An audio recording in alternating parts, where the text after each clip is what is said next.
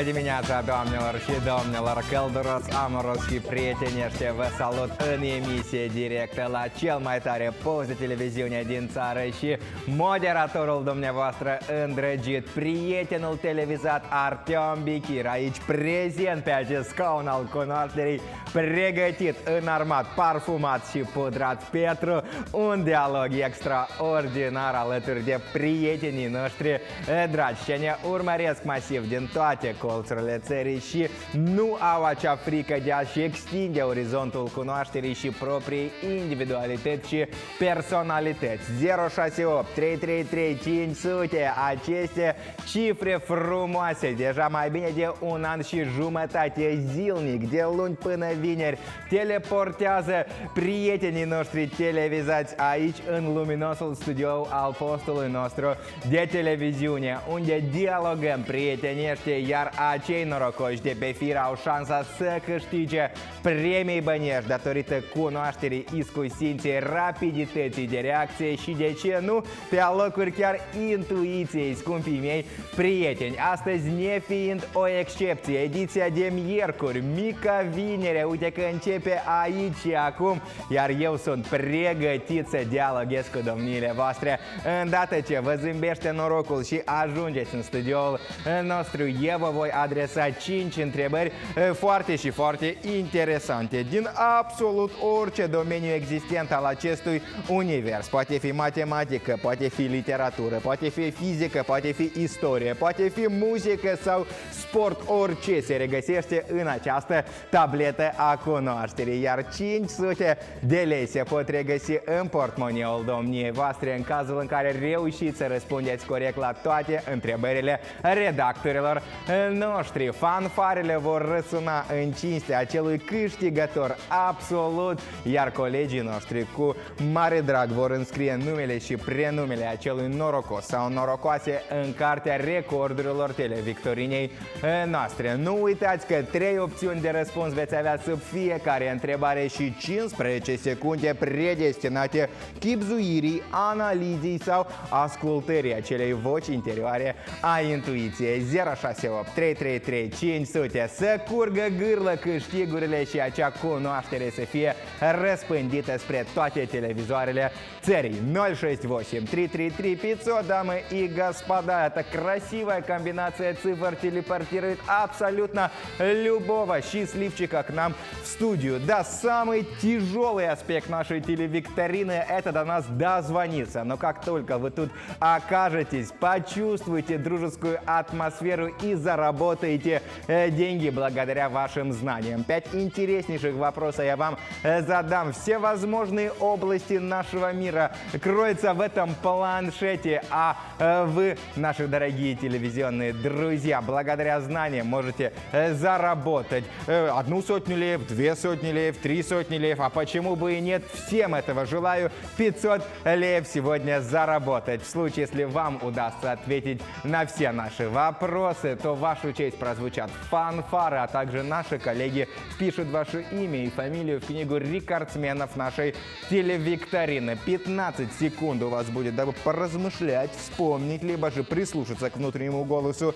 интуиции, который часто, будем честны, выручает наших телевизионных друзей, а также 15 секунд, а я уже об этом говорил, 3 варианта ответа под каждым вопросом, дорогие наши хорошие. Всего лишь один вариант ответа является правильным и прибыльным. Именно как можно больше таких вариантов хочется услышать из ваших уст. Ну что ж, 068 333 500, дозванивайтесь, участвуйте, зарабатывайте с лучшим телеканалом страны, а лучшие мы, потому что за нами следит лучшее телевизионное сообщество вселенной. Мы вас ждем в прямом эфире, да будет сегодня много знаний. Atât timp cât mai am așa o leacă de timp în emisie directă, scumpii noștri prieteni, desigur mai menționez și despre zilele internaționale celebrate pe întreg mapamondul. Voi menționa despre această zi după o scurtă pauză de publicitate. Stați aproape, ne vedem curând!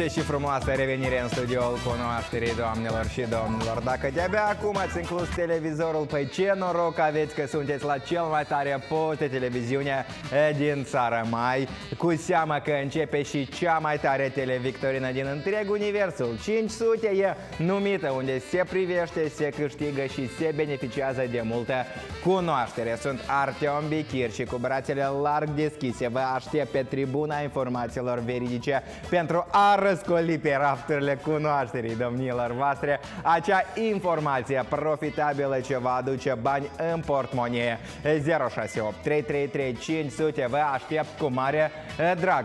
În primul bloc televizat am început să vorbesc despre zilele internaționale celebrate astăzi. Păi una este numită Ziua Internațională a Științei și Umanismului, cunoscută precum și sub numele de Ziua lui Darwin. Este celebrată anual pe 12 februarie în onoarea părintelui teoriei evoluției prin selecție naturală. Această zi nu este doar o celebrare a contribuțiilor științifice a lui Darwin, ci și o oportunitate de a promova valorile științei, rațiunii și umanismului în societățile de pe întreg globul pământesc. Charles Darwin și domeniul biologiei este deseori regăsit în această tabletă a cunoașterii, însă aici se regăsește absolut orice domeniu existent. Am vorbit aici despre elemente captivante și fascinante ale lumii noastre. Păi haideți să vedem ce ne-au pregătit scumpii și dragii noștri redactori în cadrul acestei ediții. Eu nu mă uit la întrebări înainte să începem televictorina noastră, întrucât am convenit cu colegii că este corect să primesc și eu acea emoție pe viu de la faptul că învăț și eu alături de telespectatorii noștri frumoși. Păi 068 333 500, care să vedem ce au pregătit astăzi colegii noștri și domnile voastre să câștige premii, bani datorită iscusinței și cunoașterii acumulate pe parcursul aventurioasei vieți, indiferent de vârstă, rasă, sex, apartenență geografică sau preferință lingvistică. Absolut oricine are șansa să câștige alături de postul nostru de televiziune, indiferent de ați mai jucat cu noi sau nu. Norocul vă poate zâmbi la fel cum i-a zâmbit și primului prieten sau prietene televizate a acestei ediții. Alo, alo, bună ziua, здравствуйте и добро пожаловать! Bună ziua, bună ziua! Bună ziua, bună ziua, mă stimată doamnă! Cu cine avem onoarea, cum vă numiți, de unde ne sunați?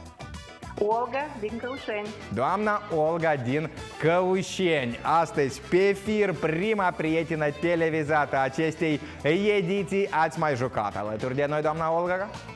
Da, am mai jucat. Am înțeles, experiența televizată vă caracterizează dorința de a evolua personalitatea domniei voastre. La fel, e un element esențial a oricărei individualități și acesta vă caracterizează inclusiv și pe domnia voastră, doamna Olga. Presupun că regulile vă sunt cunoscute și propun să nu întindem prea mult, să procedem spre acea cunoaștere. Sunteți pregătită? Da. Mult succes, baftă, țin pumnii pentru un joc frumos și să înceapă ping-pongul nostru televizat cu prima întrebare a redactorilor. Însă până să o adresez, doar să concretizez un mic aspect. În ce limbă doriți să adresez întrebările? În limba rusă. În limba rusă. Zis și făcut. Prima întrebare a dialogului nostru sună astfel. Продолжите слова песни. Забудь его, забудь. Три варианта ответа. Не ты в его мечтах. Вариант А. Вариант Б. Уйдет любовь, как дым. Вариант Б. Либо вариант С. И выбери меня. Три варианта ответа. Строчка из известной песни, но всего лишь один вариант ответа является правильным и прибыльным. Именно его хочется услышать из ваших уст через 3, 2, 1. И забудь его, забудь. Не ты в его мечтах, вариант А. Вариант Б. Уйдет любовь, как дым. Либо вариант С. И выбери меня. А, Б, либо С. Как вы думаете? Cum credeți dumneavoastră, doamna Olga? Și... Alo, alo. Varianta A. Opțiunea A. Не ты в его мечтах. К săgelenию, сотня лев не в вашем кошельке, întrucât această opțiune de răspuns nu este una corectă. Opțiunea B, cea de mijloc, reprezintă aurul răspunsului corect. Nu vă descurajați, se mai întâmplă să pășim în acea capcană intelectuală aplasată exclusiv de către redactori. Poate chiar v-am motivat să ascultați iarăși această operă muzicală și să vă amintiți de acea perioadă cu o doză de nostalgie. Yuri Vasilievich Shatunov este autorul acestui cântec. A fost un cântăreț cunoscut mai ales ca solist al formației Lascăvăi Mai, care a fost activă în anii 1980. După ce Lascăvăi Mai s-a desființat, Shatunov și-a găsit recunoașterea internațională ca solist. Acesta a avut o soartă mai dificilă când avea 11 ani. Mama sa a decedat de o boală la inimă. A plecat să locuiască cu familia mătușii sale, care nu a avut puterea să-l întrețină, iar acesta a fost trimis la casa de copii numărul 2 din Arimburg, care avea o reputație atunci mai strictă. Nu ne descurajăm, mai avem 4 întrebări și șansa de a câștiga 400 de lei vă aparține. Sunteți pregătite de o altă întrebare? Da. Cea a geografiei sau domeniul geografiei îl explorăm alături de domnia voastră. Întrebarea sună astfel. В какой столице мира наибольшее число населения? 3 варианта ответа. Вариант А – Токио, вариант Б – Пекин, вариант С – Берлин. В какой из ниже перечисленных столиц мира проживают больше всего людей? Tokyo, Pekin, liba Berlin. Mai aveți la dispoziție cam vreo 10 secunde pentru a chibzui, a vă reaminti de orele de geografie și în 3, 2, 1. Acum avem nevoie de opțiunea pe care o considerați corectă și profitabilă. A, B sau C? Varianta B. Opțiunea B, Beijing, Pekin. Aveți perfectă dreptate și prima 100 de lei vă aparține deja. Ați utilizat rațional acel timp predestinat chibzuirii și ați reușit să găsiți acea cale televizată corectă spre opțiunea profitabilă. Felicitări! Primul câștig bănesc vă aparține. Beijing, capitala Republicii Populare Chineze, un oraș cu o istorie îndelungată și o importanță semnificativă pe plan mondial. Conform datelor oficiale, la sfârșitul anului 2023, populația rezidentă permanentă a Beijingului a atins un număr de tocmai 21.858 de milioane de locuitori, înregistrând o creștere de 15.000 față de anul precedent. Uite așa informații au pregătit redactorii noștri dragi, iar telespectatoarea noastră dragă, frumoasă și inteligentă câștigă prima 100 de lei a ediției. Însă noi nu ne oprim aici. Încă 3 întrebări mai avem ascunse în tableta cunoașterei. Sunteți pregătite să auziți următoarea întrebare? Da. Trebuie să o găsesc. Am găsit-o deja și o citesc cu mare drag pentru dumneavoastră. Как вы думаете, что нельзя делать с эльфовой башней по французским законам? 3 варианта ответа. Вариант А – трогать. Вариант Б – фотографировать. Либо вариант С – близко стоять. 15 секунд начинаются прямо сейчас. Обратный отчет пошел. 3 варианта ответа и интересный, необычный вопрос. Что нельзя делать с эльфовой башней по французским законам? Nельзя ее трогать, фотографировать, lибо близко стоять. Nu что ж, время вышло și avem nevoie de opțiunea pe care o considerați corectă și prin urmare profitabilă. A, B sau C? Și care e răspunsul corect?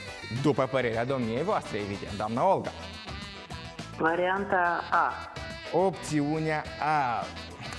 Ах, думаете, нельзя трогать. К сожалению, или к счастью, можно трогать эльфовую башню, но вот фотографировать не разрешается. Согласно французскому законодательству, дамы и господа, запрещено распространять изображение этой башни в ночной подсветке без официального разрешения общества эксплуатации башни. Это ограничение связано с тем, что освещение башни считается произведением искусства, которое защищается авторским правом. Авторские права распространяются только на освещение, а не на саму структуру. Поэтому вы можете свободно фотографировать и распространять снимки башни, но только в дневное время. Утеша информация mai neobișnuită. Au ascuns astăzi redactorii în tableta cunoașterii. La fel au mai pregătit și întrebarea cu imagine. Tradițional, orice întrebare cu numărul 4 este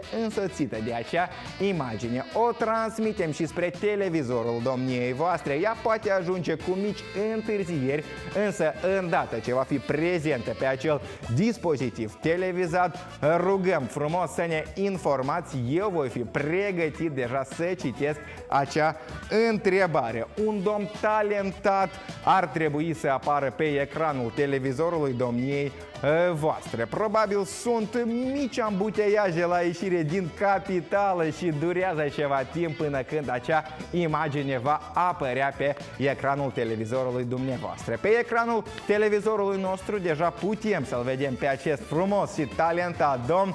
Ce arată dispozitivul dumneavoastră televizat? Sunt eu acolo sau deja acest domn? Dumneavoastră sunteți. Încă eu sunt, am înțeles, mai așteptăm un pic, durează până când acea imagine va fi prezentă și pe ecranul dispozitivului televizat al dumneavoastră. Iar acum a ajuns imaginea? Nu. Nu, așteptăm.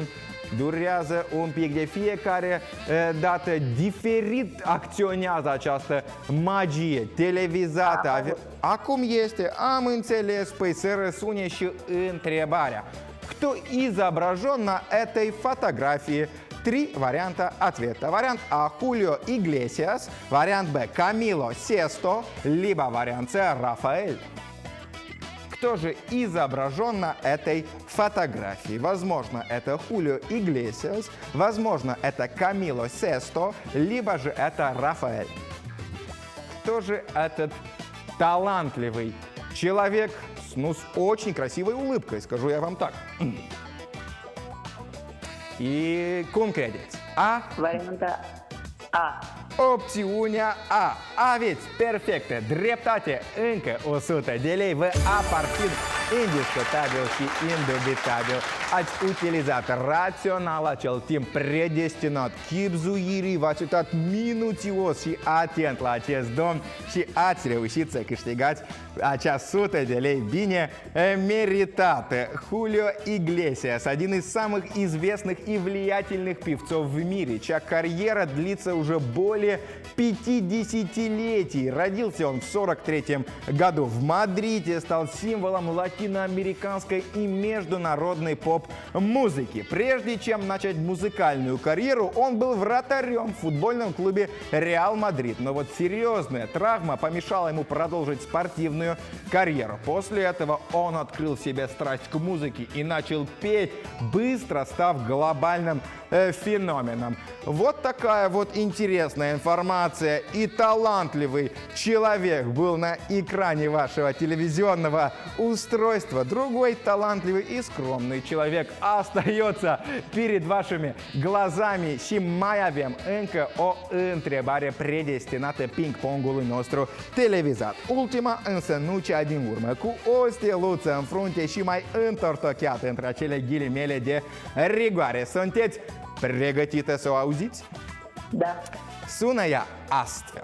В какой стране начали производить квадратные арбузы? Три варианта ответа. Вариант А – Китай, вариант Б – США, вариант С – Япония. В какой стране начали производить квадратные арбузы? 3 варианта ответа. Необычный, интересный, сладкий вопрос. Всего лишь 1 вариант ответа являются абсолютный, задокументированный, проверенный из множества источников информации. Ну что ж, в какой же стране начали производить квадратные арбузы? Китай, США, lибо Япония? Și doamna Olga, cum credeți dumneavoastră? Alo, alo, alo, alo. Da, da. A, B sau C? Япония. Ce? Ce? Japonia, origato vă spun eu și 100 de lei câștigați, căci aveți perfectă dreptate. Japonia reprezentând acel adevăr pur din acest frumos domeniu. Vă mulțumesc mult pentru jocul de astăzi. Ați jucat extraordinar de bine și ați reușit la majoritatea întrebărilor să răspundeți corect. Pe curând, numai bine, vă strâng mâna televizat și ne mai vedem și auzim în emisie directă. La revedere, o zi cât mai frumoasă să aveți, draga noastră doamna Olga. Uite așa, scumpii noștri prieteni, s-a scurs și prima interacțiune a acestei frumoase ediții. Telespectatoarea noastră fidelă, doamna Olga, astăzi ne-a onorat cu prezența. Un rezultat frumos, a reușit să-l demonstreze aici în studioul nostru. 3 răspunsuri corecte din 5. Într-adevăr, foarte bine a jucat telespectatoarea noastră dragă. Să vă povestesc un pic despre acei pepeni verzi mai neobișnuiți de formă pătrată. Japonia este țara care a început să producă acești pepeni pătrați, un concept care a surprins și întreaga lume. Acești pepeni verzi au fost creați pentru prima dată în 1980 de către fermierii japonezi care au folosit o tehnică ingenioasă. Au plasat acele fructe în forme de sticlă sau cutii transparente, în timp ce aceștia creșteau. Pe măsură ce pepenii verzi se maturizau, luau forma acelor recipiente, rezultând în acea formă pătrată. Principalul motiv din spatele acestei inovații a fost practicitatea. Pepenii pătrați sunt mai ușor de stocat și transportând, ocupând mai puțin spațiu decât pepenii rotunzi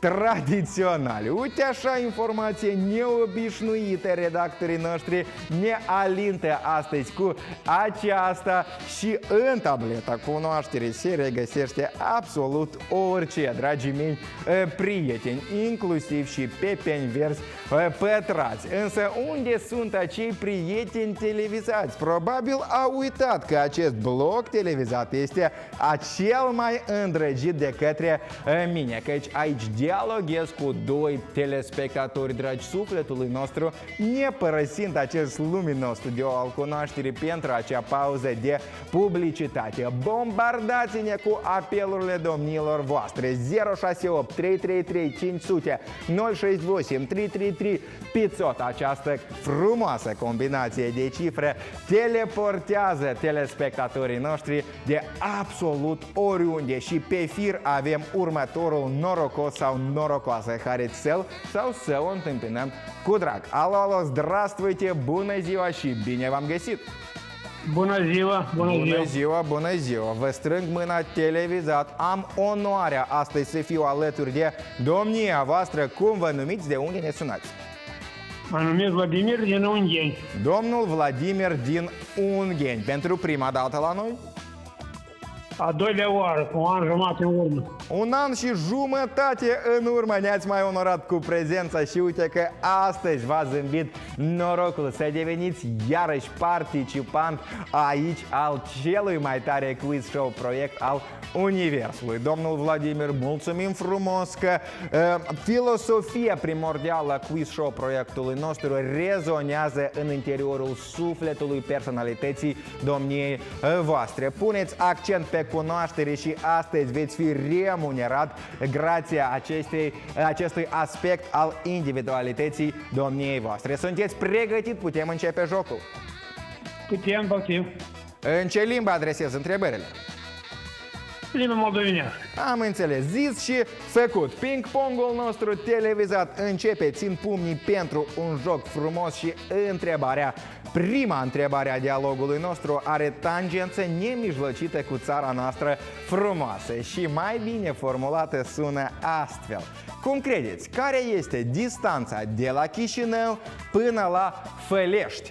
3 opțiuni de răspuns. Opțiunea A, 125 de kilometri, opțiunea B, 135 de kilometri sau opțiunea C, 145 de kilometri. Păi care este distanța de la capitală până la frumoasa localitate Fălești? 15 secunde la dispoziție pentru a chibzui și a analiza. Doar o singură opțiune e corectă din punct de vedere geografic și vă poate aduce 100 de lei. A, B sau C?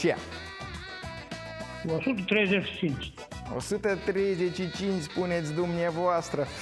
Un pic mai mult, domnul Vladimir, cu 10 kilometri, undeva 145 de kilometri. Nu ne descurajăm, se mai întâmplă să, nu știu, rămânem dezechilibrați atunci când pășim în studioul nostru și nu reușim să răspundem corect. Nu ne descurajăm, e cel mai important, căci mai avem încă 4 întrebări ce vă pot aduce în portmoneu câte 100 de lei per răspuns corect. Fălești, un oraș din țara noastră frumoasă, reședința raionului Fălești, situat la o distanță de 145 de kilometri de capitală. Istoria orașului Fălești începe pe vremea voievodatului Moldovei. Anume, localitatea Fălești este pomenită pentru prima dată într-un document din 1429, când domnitorul Moldovei, Alexandru cel Bun, confirmă unui voinic dreptul de a stăpâni un șir de sate, printre care și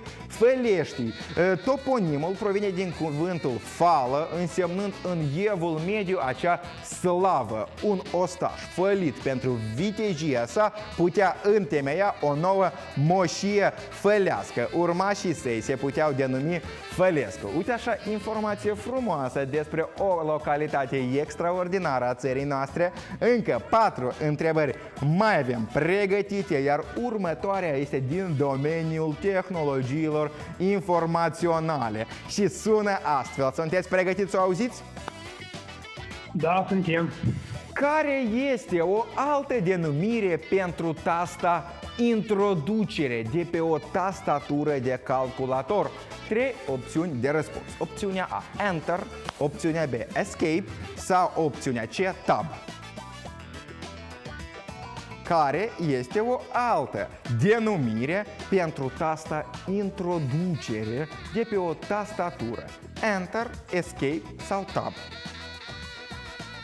3, 2, 1. Acum avem nevoie să ne introduceți acel răspuns pe care îl considerați corect și profitabil. A, B sau C? Eu cred că A. Credeți că A, iar eu spun că A reprezintă adevărul pur. Aveți perfectă dreptate. Tasta introducere de pe o tastatură este cunoscută și sub denumirea de Enter. Această tastă are un rol esențial în interacțiunea cu calculatoarele și alte dispozitive electronice, fiind folosită pentru a confirma comenzi, a trece la un nou rând în documente sau a trimite mesaje. Denumirea Enter este cea mai des utilizată, venită din limba engleză și a fost adoptată în multe alte limbi, inclusiv și în limba noastră, datorită influenței globale a tehnologiei. Originea acestei taste datează din epoca mașinilor de scris, unde tasta similară era folosită pentru a muta acel car la începutul unui nou rând. Iar noi începem iarăși să câștigăm. Prima 100 de lei a fost deja câștigată și se îndreaptă spre portmoneul telespectatorului nostru drag. Sunteți pregătiți să auziți următoarea întrebare? Poftim. Sună astfel aceasta. Cine este regizorul filmului Белый бим, черное ухо? 3 opțiuni de răspuns. Opțiunea A, Evgeni Matveev, opțiunea B, Vladimir Basov sau opțiunea C, Stanislav Rostotski? Cine este regizorul filmului Белый bim, Черное ухо?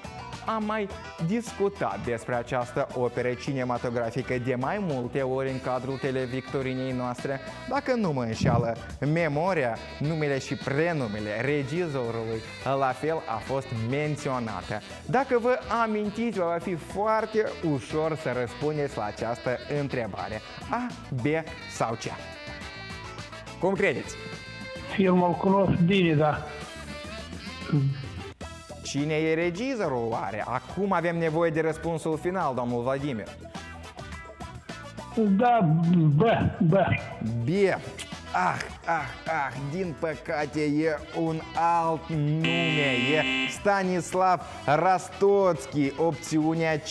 Filmul Белый bim, Черное ухо este regizat de către acest talentat domn, unul dintre cei mai renumiți regizori sovietici.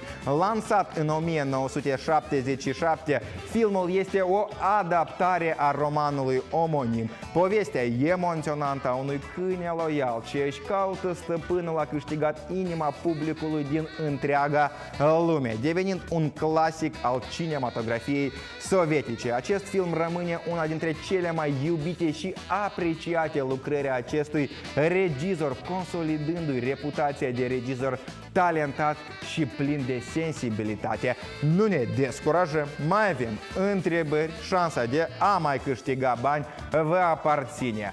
E timpul întrebării cu imagine pe care o transmitem și spre televizorul domniei voastre. Poate ajunge cu mici întârzieri sau foarte rapid. De fiecare dată magie televizată acționează, lucrează diferit pe ecranul televizorului nostru. Deja putem vedea imagine. Și aveți imaginea? Încă nu. Așteptăm. Suntem limitați în timp și trebuie un pic să ne grăbim, din păcate. Aveți imaginea acum, domnul Vladimir? Încă nu a apărut. Așteptăm. Și ce arată televizorul dumneavoastră acum? Nu arată imaginea. N-arată imaginea, așteptăm să apară. Da, de văd florile. Este acum? Este. Cum se numește această plantă? 3 opțiuni de răspuns. Opțiunea A, anason, opțiunea B, in, opțiunea C, coriandru.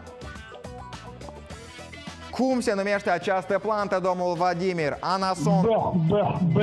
Aveți perfectă dreptate și haideți rapid spre ultima întrebare, căci suntem limitați în timp ce fuge publicitatea peste noi. Ultima întrebare sună astfel. Care unitate fizică este utilizată pentru măsurarea radioactivității? 3 opțiuni de răspuns. Opțiunea A, Siemens, opțiunea B, Becquerel sau opțiunea C, Lumen.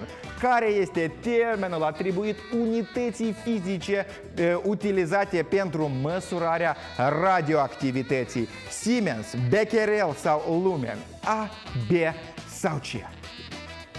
B, A sau C? C, A sau B? Indiferent de aceste combinații, doar o singură opțiune de răspuns reprezintă acel adevăr. Avem nevoie de răspuns, domnul Vladimir. A, B sau C? Ce? Din păcate este opțiunea de mijloc Becquerel, însă nu vă descurajați. Avem nevoie să plecăm spre acea pauză de publicitate. Un salut călduros vă transmit și ne vedem în scurt timp după o pauză de publicitate. Stați aproape!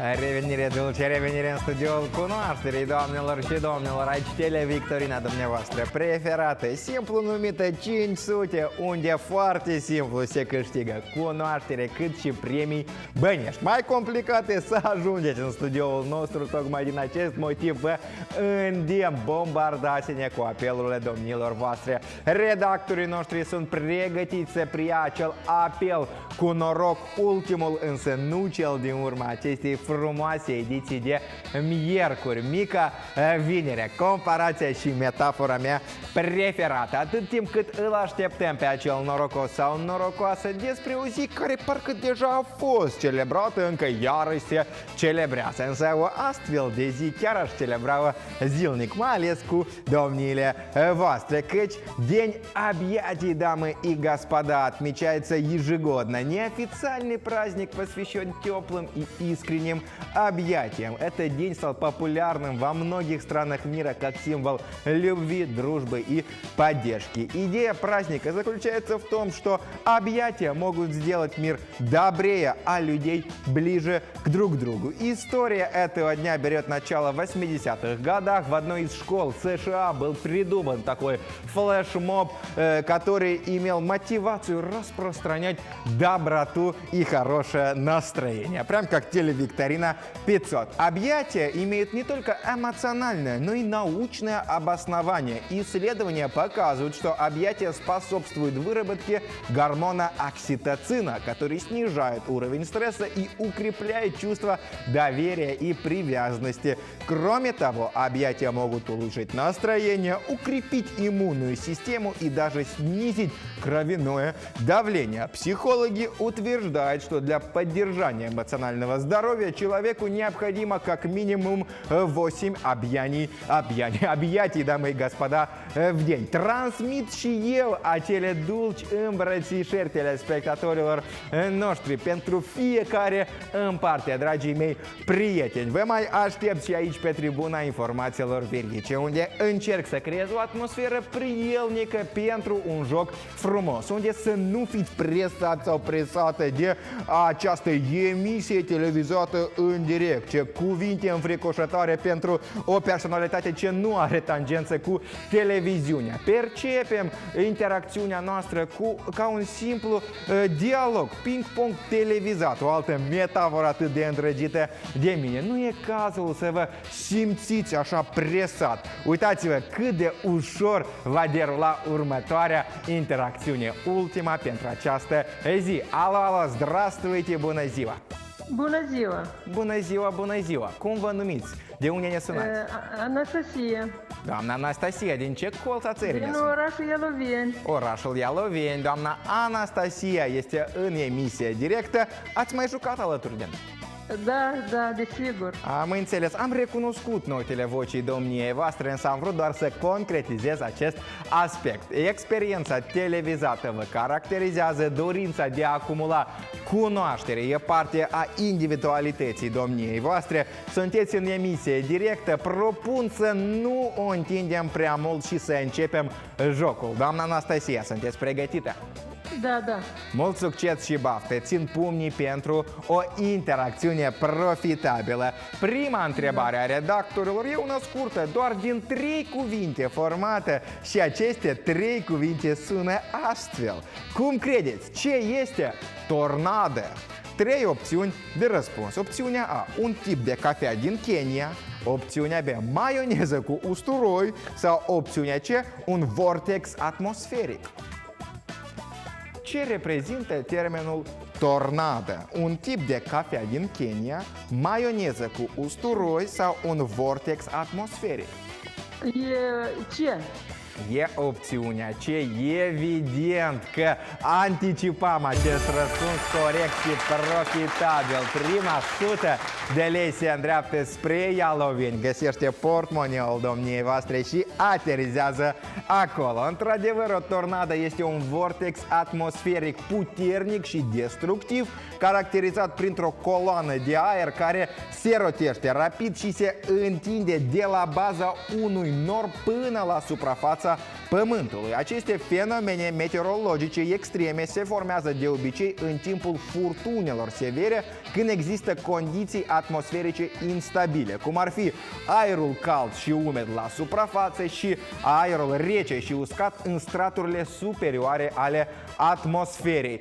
Uite așa, informație înfricoșătoare ne-au pregătit redactorii, înfricoșătoare însă profitabilă.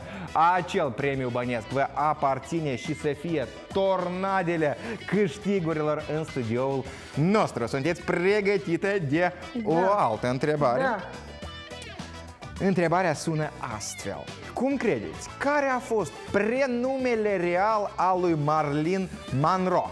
3 opțiuni de răspuns. Opțiunea A, Ursula, opțiunea B, Norma sau opțiunea C, Christine. Care a fost numele real a talentatei, legendare, nu mă tem de acest cuvânt, actrițe Marilyn Monroe?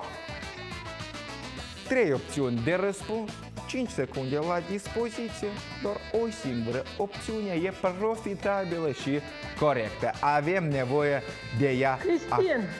Cristin, spuneți dumneavoastră.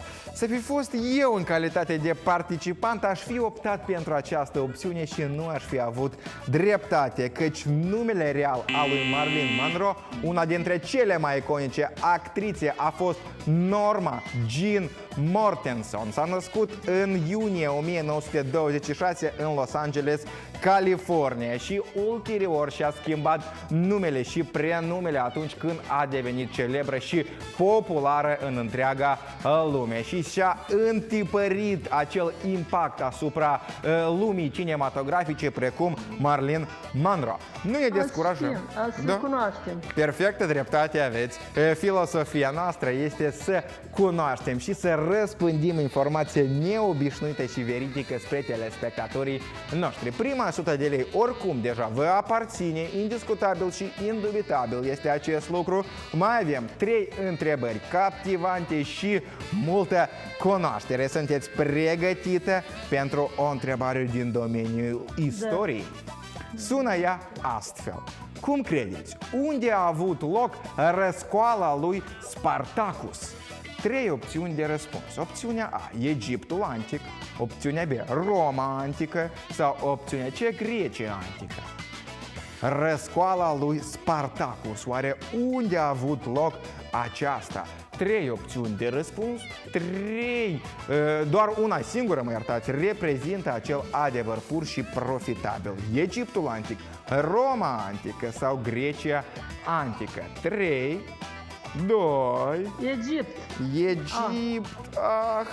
Din păcate nu este răspunsul corect. Roma antică, opțiunea de mijloc, reprezintă acel aur al răspunsului corect. Răscoala lui Spartacus, cunoscută și sub numele de al 3-lea război al sclavilor, a avut loc în Roma antică între anii 73 și 71 înainte de Hristos. Această rebeliune a fost una dintre cele mai mari și semnificative revolte ale sclavilor din istoria Romei. Spartacus, un soldat care fusese capturat și transformat în sclav, a devenit liderul acestei răscoale. El a reușit să unească mii de sclavi, gladiatori și oameni săraci într-o armată impresionantă care a provocat mari probleme Republicii Romane. Răscoala a început în orașul Capua, unde Spartacus și alți sclavi au evadat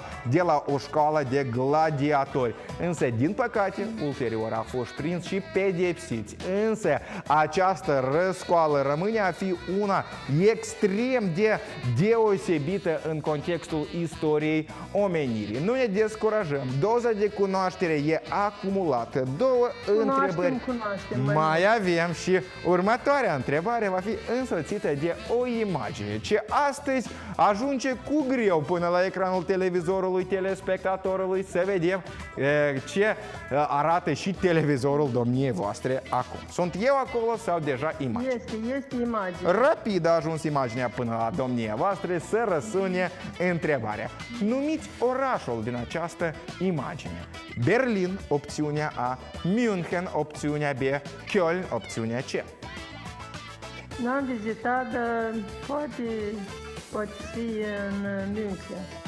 Poate să fie München, un oraș extraordinar, însă nu are nimic de a face cu această imagine, căci Berlin, capitala Germaniei, reprezintă adevărul pur. Un oraș cu o istorie bogată și cultură vibrantă, ce îmbină tradiția cu modernitatea. A fost fondat încă în secolul al XIII-lea, a devenit un centru important al Europei, jucând un rol cheie în evenimentele istorice majore, cum ar fi cel de-al doilea război mondial și războiul rece. Unul dintre cele mai cunoscute simboluri ale orașului este zidul Berlinului, ce a împărțit orașul în Berlinul de Est și de Vest. Acum Berlin este un oraș îmbibat cu istorie și celebru pentru viața de noapte, unde se spune, da, cunosc și eu un pic despre această viață, sunt cele mai tari petreceri din întreaga Europa. Însă cea mai tare televictorină e pe teritoriul Republicii Moldova, este difuzată pentru o comunitate de oameni frumoși. Nu ne descurajăm. Încă o întrebare mai avem. Ultima, însă nu cea din urmă, atâta ping-pongul nostru televizat, cât și a acestei ediții. Sunteți pregătite să o auziți? Da. Sună ea astfel, e din domeniul sacrului. Ce a făcut Hristos după ce a fost botezat?